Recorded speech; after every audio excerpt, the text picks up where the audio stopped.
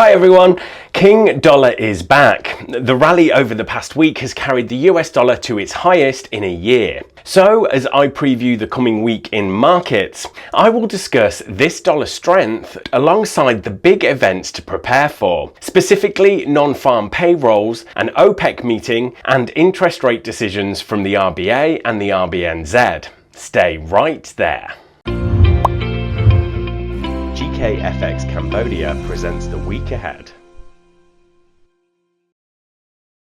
So what's going on with the US dollar? Well, you can see if you pull up your MT4 trading platform that euro dollar has broken down from the double top pattern that our team has been discussing in the weekly webinars. The move over the last week has happened alongside a rally in bond yields, which has been triggered by rising inflation expectations and a general risk aversion. But bigger picture, Fed tapering means the policies that keep the dollar weak since March last year are being reined in.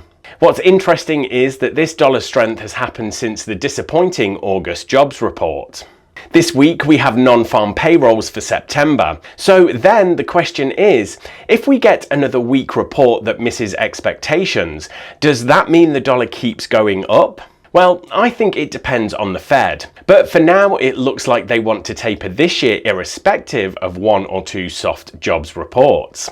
If the weak NFP causes the Fed to signal they won't be tapering this year, then I think that would probably send the dollar back down. In the stock market, another weak jobs report is a bad sign for the economy and earnings growth, but if it means low rates for longer, that should be good for tech stocks and thus probably good at the index level too.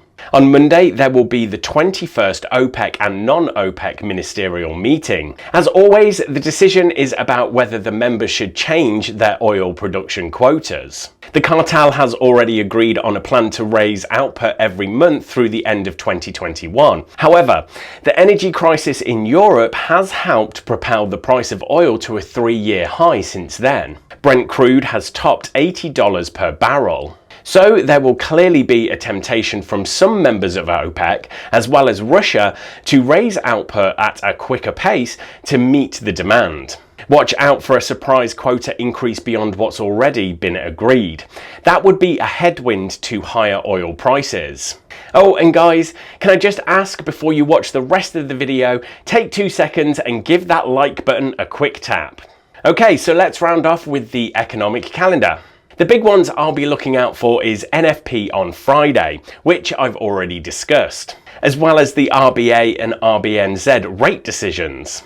Meeting minutes from the last RBA meeting said the central bank doesn't expect a rate rise until 2024. Clearly, lockdowns in Australia will have set back the economic recovery, so it just remains to be seen whether the RBA continues to taper.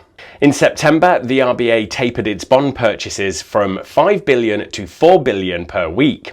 Another taper to 3 billion should be bullish for the Aussie dollar, while keeping policy unchanged is probably bearish. There have been expectations that the Reserve Bank of New Zealand would actually hike rates this week, but recent chatter from the central bankers suggest they now prefer a more cautious approach.